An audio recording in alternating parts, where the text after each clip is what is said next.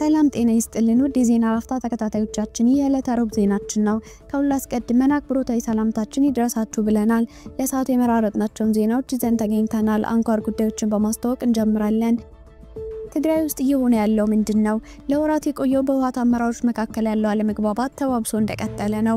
ባለፉት ወራት በደብረጽዮን ዶክተር የሚመራው ወገን የጊዜያዊ አስተዳደሩን ስልጣን ለመቆጣጠር የተለያዩ እርምጃዎችን ሲወስድ ቆይቷል። ባለፉት ቀናት በክልሉ ያሉ ታጣቂ ኃይሎች አመራሮች ድጋፍ እንዳለ የሚነገርለት የደብረጽዮን ቡድን በተለያዩ አካባቢዎች ያሉ አስተዳደር ተቋማትን በኃይል የመቆጣጠር አዝማሚያ እያሳየ መሆኑ እየተገለጸ ነው። ዝርዝሩን ይዘናል። አብራችሁን ቆዩ። ከውጭ ዜና ዩክሬን ከሩሲያ ጋር የ30 ቀናት የተኩስ አቁም ስምምነት ለማድረግ ዝግጁ መሆኗን አስታወቀች። የአሜሪካና የዩክሬን ባለስልጣናት በሳውዲ አረቢያ ካደረጉት የአንድ ቀን ውይይት በኋላ ዩክሬን በአሜሪካ የቀረበውን የ30 ቀን የተኩስ አቁም ስምምነት ለመቀበል ዝግጁ መሆኗን ተናግራለች። አክለውም የዩክሬን ፕሬዝዳንት ቮሎዲሚር ዜሌንስኪ እንዳሉት አሁን ሩሲያ በአዎንታዊ ሀሳብ እንድትስማማ ማሳመን የአሜሪካ ኃላፊነት ነው ብለዋል። ዝርዝሩን ይዘናል። እስከ ጥንክራችን ፍጻሜ አብራችሁን ቆዩ በማለት ቻናላችን ላይክ፣ ሼር እና ሰብስክራይብ በማድረግ እንድትከታተሉን አክብሮታዊ ግብዣችን ነው። አሁን በቀጥታ ወደ ዝርዝሩ እንሰዳችሁ። ትግራይ ውስጥ እየሆነ ያለው ምንድነው? ለወራት የቆየው በህወሓት አመራሮች መካከል ያለው አለመግባባት ተባብሶ እንደቀጠለ ነው። ባለፉት ወራት በደብረጽዮን ዶክተር የሚመራው ወገን የጊዜያዊ አስተዳደሩን ስልጣን ለመቆጣጠር የተለያዩ እርምጃዎችን ሲወስድ ቆይቷል። በአቶ ጌታቸው የሚመራው የክልሉ ጊዜያዊ አስተዳደርም የሙከራ በክልሉ አለመረጋጋትን በማስፈን ያለውን ችግር እንደሚያባብስ በመግለጽ ቢያስጠነቅቅም ከጊዜ ወደ ጊዜ ውጥረቱ እየተባባሰ ይገኛል። ባለፉት ቀናት በክልሉ ያሉ ታጣቂዎች ኃይሎች አመራሮች ድጋፍ እንዳለ የሚነገርለት የደብረጽዮን ቡድን በተለያዩ አካባቢዎች ያለ አስተዳደር ተቋማትን በኃይል የመቆጣጠር አዝማሚያ እያሳየ መሆኑ እየተገለጸ ነው። ይህ ሁኔታም በክልሉ ዳግም ግጭት ሊያስከትል ይችላል በሚል ነዋሪዎች ላይ ከባድ ስጋት የፈጠረ ሲሆን አቅም ያላቸው ወደ አዲስ አበባና ወደ ሌሎች አካባቢዎች እያቀኑ መሆናቸውን ነዋሪዎች ለቢቢሲ ገልጸዋል። በተለይ በአቶ ጌታቸው የሚመራው አስተዳደር የትግራይ ኃይልን ከሚመሩት ወታደራዊ አዛዦች መካከል ዋነኛ የሚባሉትን 3 መኮንኖች ማገዱን ካስታወቀ በኋላ ውጥረቱ አይሏል። ትናንት ማክሰኞ ረፋድ ላይ በምስራቃዊ ዞን የጊዜያዊ አስተዳደሩን የተቃወሙ የሰራዊት አመራሮች ከመሩት እንቅስቃሴ ጋር በተያያዘ የአዲግራት ከንቲባ ጽሕፈት ቤት ከጊዜያዊ አስተዳደሩ ቁጥጥር ውጭ መሆኑ ታውቋል። ይህንን ተከትሎ በሰላማዊ ሰዎችና በታጣቂዎች መካከል የተፈጠረ ግጭት ወይም የደረሰ ጉዳት እንዳለ አልተገለጸም። ሰኞ የዞኑ ሰላምና ጸጥታ ጽሕፈት ቤት ኃላፊ ለ4 ሰዓታት በዶክተር ደብረጽዮን በሚደገፉ የጸጥታ ኃይሎች ታስረው ነበር። የአዲግራቱ ከንቲባ ጽሕፈት ቤት በቁጥጥር ስር መዋሉን ህወሓት አረጋግጧል። የአዲግራት ከተማ ከንቲባ ሆኖ በምክር ቤት የተሾመው ረዳኢ ገብረ እግዚአብሔር በምስለኔ ግለሰቦች በተሾሙ ሰዎች ምክንያት ጽሕፈት ቤቱን ተረክቦ አገልግሎት እንዳይሰጥ አድርጎ ቆይቷል በማለት ጽሕፈት ቤቱን መልሰው መቆጣጠራቸውን ገልጸዋል። የትግራይ አመራሮች በወረዳና በዞን ደረጃ በሚገኙ የሹምሽር ጉዳዮች ፖለቲካዊ ሰጣ ገባ ውስጥ መቆየታቸው ይታወሳል። ይህ በክልሉ አመራሮች መካከል እየተካረረ የመጣው አለመግባባት ያስከተለው የጸጥታ ስጋት ደግሞ ከ2 ዓመታት በፊት የነበረውን ሁኔታ እንደሚያስታውሳቸው ነዋሪዎቹ ይናገራሉ። በአሁኑ ወቅት በሁለት ቡድን ተከፋፍለው በክደትና በመንግስት ግልበጣ የሚወናጀሉት የህወሓት አመራሮች በህዝቡ መካከል ስጋት ወደ ፈጠረ አለመግባባት ገብተዋል። የትግራይ ጊዜያዊ አስተዳደር አቶ ጌታቸው ረዳ ሰኞ መጋቢት 1 2017 ዓ.ም አለመረጋጋትን ለመፍጠር እየተንቀሳቀሱ ነው ያሏቸውን 3 የትግራይ ኃይል አዛዦችን አግዷል።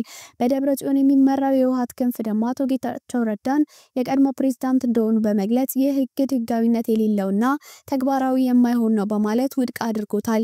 በተመሳሳይ የክልሉ የሰላምና ጸጥታ ቢሮ በፌስቡክ ገጹ ላይ ባወጣው መግለጫ እርምጃው የተቋሙን አሰራር ያልተከተለ ያልሾመውን የሚያወርድ የግለሰብ እርምጃ ነው በማለት ቅቡል አይደለም ብሏል።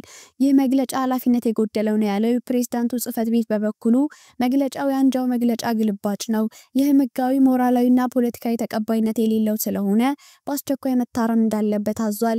ይህ ካልሆነ ግን ይህንን ተከትሎ ለሚመጡ ነገሮች ሙሉ ኃላፊነት የሚወስደው በቢሮው ስም መግለጫውን ያወጣው ከፍተኛ የቢሮ አመራር ነው በማለት አስጠንቅቋል። እየተሸበርን ነው ነዋሪዎቹ። የክልሉ ህዝብ ከ2 ዓመት በፊት የተካሄደውን ደም አፋሳሽ ጦርነት ካስከተለ የገንዘብ የስለልቦና ሰዋዊ ቀውስ አላገገመም። ቢቢሲ በክልሉ ማዕከላዊና ምስራቃዊ ዞኖች እንዲሁም ከመቀሌ ከተማ አስተዳደር በአሁኑ ወቅት ያለው ሁኔታ በማስመልከት ያነጋገራቸው ግለሰቦች መሪዎቹ ወደ ጦርነት እየጎተቱ እንዳያስገባቸው እንደሚሰጉ ይገልጻሉ። በአዲግራት በመቀሌና በሌሎች አካባቢዎች የሚገኙ ነዋሪዎች የፍጆታ እቃዎች ዋጋ መጨመር፣ በገፍ መሸመትና የመረበሽ ሁኔታ እንደሚታይባቸው ይናገራሉ። ይህ ስጋት ከክልሉ የሚወጡ ሰዎች ቁጥር እንዲጨምር ማድረጉንም አመልክተዋል። አብርሃም የተባለ አዲግራት ከተማ ነዋሪ አርሚ 15 ሚሊሻና ተፈናቃዮች የሚገኙባቸው አካላት የከንቲባውን ጽሕፈት ቤት ተቆጣጥረዋል ብሏል። በከተማው ሙሉ በሙሉ ወታደራዊ እንቅስቃሴ እንዳለ በመግለጽም የአስቸኳይ ጊዜ አዋጅ የታወጀ ነው የሚመስለው። ከትናንት ሰኞ ጀምሮ ከፍተኛ ወታደራዊ እንቅስቃሴ አለ ብሏል። ይህ ሁኔታ ሰላማዊ ዜጎች ላይ መረበሽ እንደፈጠረ በመግለጽ በሁለቱም አካላት እየተወሰዱ ያሉ እርምጃዎች የፕሪቶሪያን ስምምነት በውል የሚያፈርሱ መሆናቸውን እንደሚያምን ይናገራል። ይህንን ተከትሎ የፌዴራል መንግስት የፈለገውን አይነት እርምጃ ሊወስድ ይችላል። በትግራይ ድሮኖች ሲያንዣብቡ ሰንብተዋል። ይህ ከኤርትራ ጋር ያለውን ነገር ያመጣው ሲመስለን ቆይቷል። ሆኖም አሁን ባለው ወቅታዊ ሁኔታ የትግራይ የጸጥታ ሁኔታ መንግስት እየተከታተለ ነበር የሚሰማኝ ሲል ለቢቢሲ ተናግሯል። በማዕከላዊ ዞን የሚኖሩ አርሶ አደር ካሳይ ደግሞ ከቅርብ ጊዜ ወዲህ እየተከሰተ ያለው ሁኔታ ለመረጋጋት እንደፈጠረበት ይናገራል። ይህም ተመልሰን ወደ ጦርነት ገባ ይሆን የሚል ፍርሃት አሳድሮብኛል። ከዚህ በፊት ያለፈው አስተቃቂ ነው። በሰው እድሜ ማየት የሚገባን አይተናል። ይህ አልፎ የተገኘ አንጻራዊ ሰላም ህብረተሰቡ ተስፋ እንዲኖረው አድርጎ ነበር ብሏል። ሁለቱ ወገኖች ባለፈው ህዳር ከጠቅላይ ሚኒስትር አብይ አህመድ ጋር ባደረጉት ውይይት ይሄው ጥያቄ ተነስቶ በክልሉ ምርጫ ተካሂዶ መደበኛ አስተዳደር እስኪቋቋም ድረስ ጊዜያዊ አስተዳደሩ በስራ ላይ እንደሚቆይ በጠቅላይ ሚኒስትሩ መገለጹ ይታወሳል። የህወሓት ህጋዊነት ጉዳይ መቋጫ ካለማግኘቱ ባሻገር ባለፈው የካቲት ወር የኢትዮጵያ ምርጫ ቦርድ በደብረጽዮን የሚመራውን የህወሓት ክንፍ ለሚቀጥሉት 3 ወራት ማንኛውም አይነት ፖለቲካዊ እንቅስቃሴ እንዳያደርግ ማገዱ ይታወሳል። ወደ ውጭ ዜና ስናልፍ የዩክሬን ከሩሲያ ጋር የ30 ቀናት የተኩስ አቁም ስምምነት ለማድረግ ዝግጁ መሆኗን አስታወቀች። የአሜሪካና የዩክሬን ባለስልጣናት በሳውዲ አረቢያ ካደረጉት የአንድ ቀን ውይይት በኋላ ዩክሬን በአሜሪካ የቀረበውን የ30 ቀን የተኩስ አቁም ስምምነት ለመቀበል ዝግጁ መሆኗን ተናግራለች። የዩናይትድ ስቴትስ የውጭ ጉዳይ ሚኒስትር ማርኮ ሩቢዮ ሀሳቡን ለሩሲያ እንደሚያቀርቡና ኳሱ በእነሱ ሜዳ መሆኑን ተናግረዋል። የዩክሬን ፕሬዝዳንት ቮሎዲሚር ዜሌንስኪ እንዳሉት አሁን ሩሲያ በአዎንታዊ ሀሳብ እንድትስማማ ማሳመን የአሜሪካ ኃላፊነት ነው። የማክሰኞ የጂዳ ውይይት በዜሌንስኪና በዶናልድ ትራምፕ መካከል በጽህፈት ቤታቸው ውስጥ ከተፈጠረው ያልተለመደ ግጭት በኋላ በሁለቱ ሀገራት መካከል የተካሄደ የመጀመሪያው ይፋዊ ውይይት ነው። ሁለቱ ሀገራት በወጡት የጋራ መግለጫ አሜሪካ ከዚህ ቀደም ታይቶ በማይታወቅ ሁኔታ በዋሽንግተን ከተካሄደው ፍጥጫ በኋላ ያቋረጠችውን የደህንነት መረጃዎች ልውውጥና ወታደራዊ ድጋፍ ማድረግ እንደምትጀምር ተናግራለች። የዩናይትድ ስቴትስና ዩክሬን መግለጫ ሁለቱም ልዑካን ተደራዳሪ ቡድኖቻቸውን ለመሰየም ተስማምተው ወዲያውኑ የዩክሬን ዘላቂ ደህንነት የሚያረጋግጥ ሰላም ለማስፈን ድርድር ይጀምራሉ ብሏል። የዩናይትድ ስቴትስ የውጭ ጉዳይ ሚኒስትር ሩሲያ ሀሳቡን እንደምትቀበል ተስፋ አለኝ ሲሉ ማክሰኞ አመሻሽ ከጂዳ በለቀቁት ጋዜጣዊ መግለጫ ተናግረዋል። ዩክሬን ተኩስ ለማቆምና ለመነጋገር ዝግጁ ነች ያሉት ሩቢዮ ሩሲያ ሀሳቡን ውድቅ ካደረገች እንግዲያው በሚያሳዝን ሁኔታ ሰላም ለማምጣት እንቅፋት የሆነው ምን እንደሆነ እናውቃለን ብለዋል። ዛሬ ዩክሬናውያን የተቀበሉትን ሀሳብ አቀርበናል። ይህም የተኩስ ማቆምና አፋጣኝ ድርድር ለማድረግ ነው። ይህን ሀሳብ አሁን ለሩሲያውያን እንወስዳለን፣ እንደሚቀበሉት ተስፋ እናደርጋለን። ኳሱ አሁን በእነሱ ሜዳ ነው ብለዋል። የ30 ቀን የተኩስ አቁም ስምምነቱ ዜሌንስኪ ሩሲያ በባህርና በአየር የምታደርሰውን ጥቃት እንድታቆም ካቀረቡት ሀሳብ ያለፈ ነው። የዩክሬኑ ፕሬዝዳንት በጂዳ ለተካሄደው ገንቢ ውይይት ዶናልድ ትራምፕን አመስግነዋል። ዜሌንስኪ በቪዲዮ በለቀቁት መግለጫ ሩሲያ ጦርነቱን ለማቆም ወይም ጦርነቱን ለመቀጠል ፈቃደኝነቷን ማሳየት አለባት ብለዋል።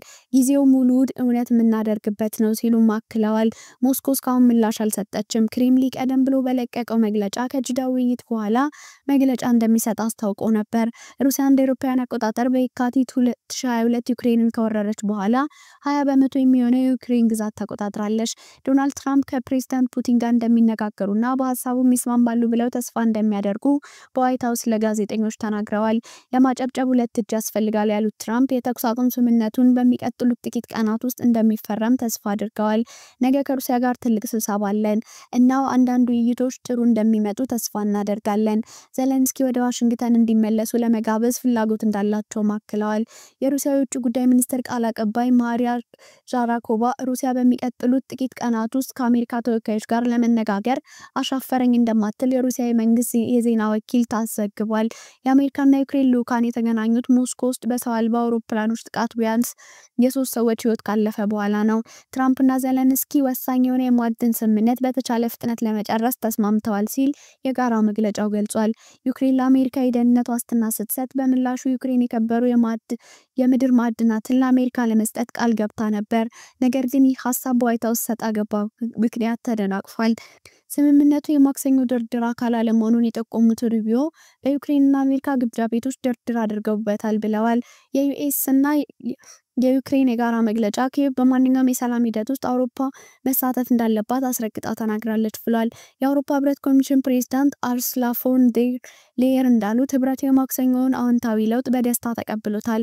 ትራምፕ የዩክሬን ፕሬዝዳንት የጠየቁኝን አፋጣኝ የደህንነት ውስጥ ዋስትና ሳያቀርቡ የተኩስ አቁሙን እንዲቀበሉ በዜሌንስኪ ላይ ከፍተኛ ጫና እስከ ማሳደር ደርሰዋል።